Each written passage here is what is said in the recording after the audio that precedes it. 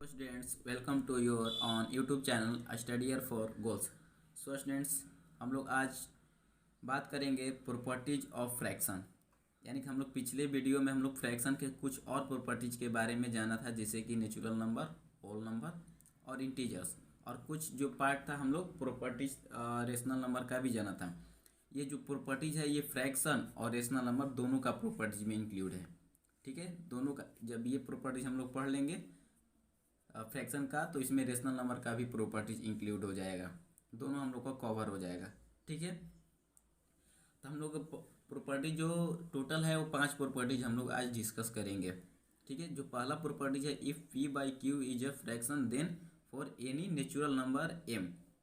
फिर से सुनिए, if p by q is a fraction, p by q क्या है, एक फ्रैक्शन है। ठीक है, then for any natural number, यानी कोई भी नेचुरल नंबर को से हम इसको क्या करेंगे, मल्टीप्लाई करेंगे। पहला इसका है। ठीक है, तो मल्टीप्लाई नेचुरल नंबर से हम लोग कर दिए। अब यहाँ पर एक बात ध्यान रखना है, इसमें दो चीज़ होता है, एक न्यूमरेटर होता है, एक डिनोमिनेटर होता है। तो जब भी रेशनल नंबर के फ्रैक्शन के फॉर्म में हम लोग जब आते हैं, तो जो डिजिट, यानी कि ये बात हमेशा याद रखिएगा, जिस डिजिट से न्यूमरेटर, ठीक है, जिस डिजिट से डिनोमिनेटर, यानी जिस डिजिट से न्यूमरेटर में मल्टीप्लाई करेंगे, सेम डिजिट से डिनोमिनेटर में भी मल्टीप्लाई करेंगे। ठीक है, मीन्स कि ऊपर वाले से जिस डिजिट से मल्टीप्लाई करेंगे, उसी डिजिट से सेम वही डिजिट होना चाहिए नीचे वाले में भी, यानी डिनोमिनेटर में भी वही डिजिट होना चाहिए।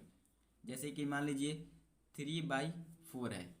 ठीक है, 3/4 है, तो मान लीजिए हमको क्या करना है, इसको 16 करना है।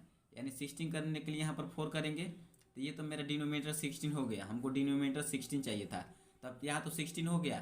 तब क्या करेंगे, ऊपर भी 4 से मल्टीप्लाई करेंगे, ये फिक्स है, यही कंपलसरी है। ठीक है, जो डिजिट नीचे रखेंगे वही डिजिट ऊपर भी रखेंगे। मान लीजिए हमको ऊपर ऊपर क्या करना है, 2 मान लीजिए आपका 4 है, ठीक है, या 8 है, 2/8 है, तो 2 को मान लो हमको ऊपर में 16 करना है, 16 करना है, यानी से 8 से मल्टीप्लाई करेंगे। जब ऊपर 8 से कर दिए तो ये नीचे भी 8 से करेंगे। ठीक है, तो जब करेंगे तो कितना हो जाएगा, 16। ऊपर तो हम लोग का 16 हो जाएगा, नीचे 64 हो जाएगा। हम लोग का ये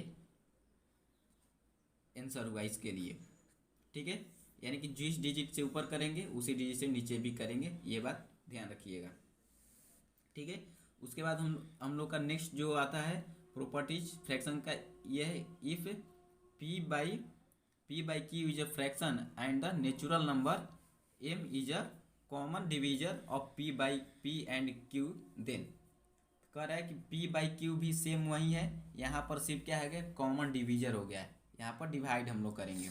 ठीक है, यहाँ पर डिवाइड करेंगे, यानी कि जब पी बाई क्यू, तो पी और q divide natural number m है, तो ये नेचुरल नंबर हम लोग का एम हो गया। यानी जो डिजिट से ऊपर करेंगे वही डिजिट से नीचे भी करेंगे। ठीक है, ये डिवीजन के फॉर्म में आ गया। नेक्स्ट हम लोग का जो है वो है सी नंबर, जो कि इम्पोर्टेंट है, मतलब वीबीआई जिसको हम लोग बोल सकते हैं।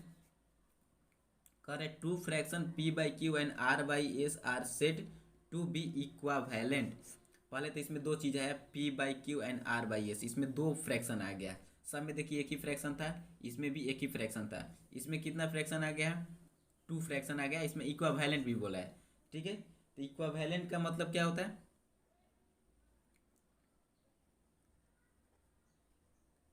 पेन नहीं चल रहा है,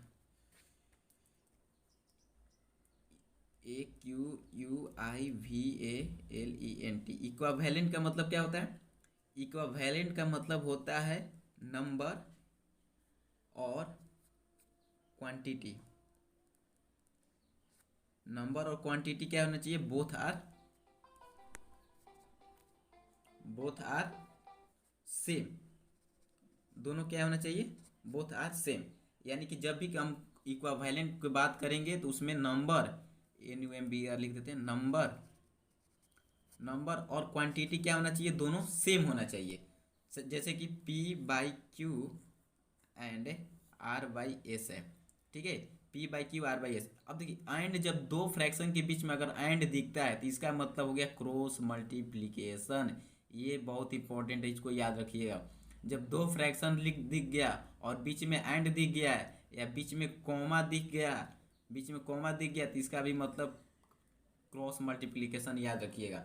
अभी हम लोग को प्रॉपर्टीज में क्या बोला कि इक्वावेलेंट होना चाहिए, यानी कि p by q and r by s are equivalent, यानी कि इसको क्रॉस मल्टीप्लिकेशन करेंगे तो क्या होगा, p into s is equal to r into q. ये हम लोग का प्रॉपर्टीज प्राप्त होगा। ठीक है, जब ये प्रॉपर्टीज हम लोग को मिलेगा p by p into s q r into q, जब क्रॉस मल्टीप्लिकेशन किए तो हमको ये प्रॉपर्टीज मिला, यानी कि p into s is equal to s into r into q, यानी कि इसको हम लोग क्या बोलते हैं और इसको क्या बोलते हैं, इसको हम लोग बोलते हैं एल एच एस, इसको बोलते हैं आर एच एस, यानी एल एच एस का मतलब होता है लेफ्ट हैंड साइड और आर एच एस का राइट हैंड साइड। ठीक है, अब देखिए इक्वावेलेंट में जो होता है एल एच एस बराबर आर एच एस होना चाहिए, यानी कि जो इसका आंसर आना चाहिए वही आंसर सेम आएगा, तो इसको बोलेंगे बोथ फ्रैक्शन आर इक्वावेलेंट। क्या है ये फ्रैक्शन जो है, क्या है, इक्वावेलेंट है। कब इक्वावेलेंट है, यानी कि जो पी इंटू एस को मल्टीप्लिकेशन करने के बाद जो हम लोग का आंसर आता है वही आर इंटू क्यू करने के बाद जब आता है तो हम लोग का क्या कहलाएगा, इक्वावेलेंट है। ठीक है, तो यही हम लोग का थर्ड प्रॉपर्टी था इक्वावेलेंट का। ठीक है, यही प्रॉपर्टीज था इक्वावेलेंट का। समझ में आया बोथ प्रॉपर्टीज, यानी कि जब ऊपर जिस डिजिट से ऊपर में मल्टीप्लाई करेंगे उसी डिजिट से नीचे करेंगे। इसमें क्या था, फर्स्ट हम लोग का प्रॉपर्टीज मल्टीप्लिकेशन का था, दूसरा प्रॉपर्टीज हम लोग का डिवाइड का था, तीसरा प्रॉपर्टीज है इक्वावेलेंट का। ठीक है, ये पांचों प्रॉपर्टी पढ़ने के बाद आप लोग जो एक्सरसाइज होगा अपने आप बना लीजिएगा, ये मेरा गारंटी है। ये फ्रैक्शन देखिए आपका जो चौथा प्रॉपर्टी है क्या बोल रहा है, कह रहा है a fraction p by q is said to be in a simplest और लोवेस्ट फॉर्म, यानी कि पी बाई क्यू सेड मतलब क्या होता है, मतलब ये कहता है कि सिंपलेस्ट एंड लोवेस्ट फॉर्म में होना चाहिए। तो इसका मतलब क्या हुआ कि मतलब p and q have no common factor then one, तो इसका हिंदी हुआ कि यानी पी और क्यू का एक से अधिक कोई कॉमन फैक्टर नहीं होना चाहिए। ठीक है, p and q have no common factor then one, यानी कि एक से अधिक, ठीक है, इसका कोई कॉमन फैक्टर नहीं होना चाहिए किसका, पी एंड क्यू के पास। ठीक है, ये हम लोग का चौथा प्रॉपर्टीज बोलता है। देखिए पांचवा प्रॉपर्टीज ये बोला है fraction can be compared as, यानी कंपेयर का मतलब क्या होता है, तुलना करना। कंपेयर का मतलब क्या होता है, तुलना करना, यानी तुलना हम लोग किसके मतलब कैसे कर सकते हैं, बड़ा है छोटा है बराबर है, ठीक है, बड़ा है पर इक्वल है, छोटा है पर इक्वल है, या फिर बराबर है ही नहीं। यानी कि ग्रेटर देन का साइन ये होता है, इक्वल का साइन ये होता है, लेस देन का साइन ये होता है, नॉट इक्वल का साइन ये होता है। ठीक है, और ग्रेटर देन बट इक्वल का साइन ये होता है, लेस देन और इक्वल का साइन ये होता है। ठीक है, इसका हो गया ग्रेटर।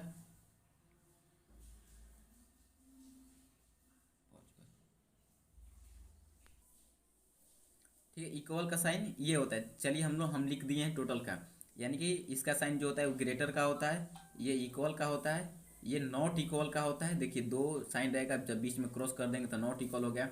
ये क्या हो गया, लेस देन का साइन हो गया। ठीक है, उसके बाद ये देखिए नीचे जो बार टाइप का आ गया ना, इसका मतलब इसका तो इस साइन का मतलब होता है ग्रेटर, और नीचे आ गया तो यानी ग्रेटर और इक्वल है। और ये साइन का मतलब क्या होता है, स्मॉलर, यानी कि स्मॉल है, नीचे देखिए बार टाइप का आ गया है, ये लेस है पर इक्वल है। ठीक है, ये साइन है कंपैरिजन का, यानी कि हम लोग मोस्टली जो है ये तीन साइन का यूज करते हैं कंपेयर में। ठीक है, ये जो था हम आपको थोड़ा एक्स्ट्रा बता दिए, ये जो हम लोग ये तीन साइन का यूज करेंगे कंपेयर में। ठीक है, तो अब इसको कंपेयर में देखिए एग्जांपल के तौर पर हम लोग कैसे देखेंगे, देखिए यानी P by Q greater than R by s, ये पहला हम लोग का कंपेयर हो गया। दूसरा हम लोग का कंपेयर ये हो जाएगा P by q equal to R by s, ये दूसरा कंपेयर हो गया। तीसरा हम लोग का होगा P by Q smaller than R by s, ये हम लोग का थर्ड कंपेयर हो गया। ठीक है, ये हम लोग का कौन सा प्रॉपर्टीज हुआ, पांचवा प्रॉपर्टीज था। कौन सा प्रॉपर्टीज था, पांचवा property, fraction can be compared as, यानी कि हम लोग को दो दो हम लोग का मतलब दे देगा आप लोगों को कि मतलब कंपेयर कीजिए, तो हम लोग इस तरीके से कंपेयर कर सकते हैं। ठीक है, मान लीजिए इसका,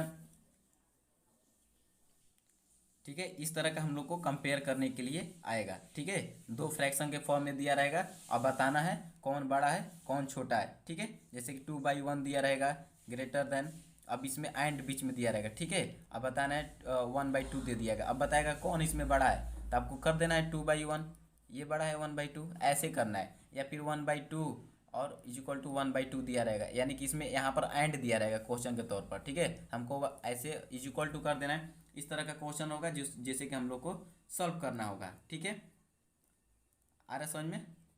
इस तरह का क्वेश्चन होगा जो कि हम लोग को सॉल्व करना पड़ेगा। ठीक, ठीक है, अब मिलते हैं नेक्स्ट वीडियो में। Thanks for watching.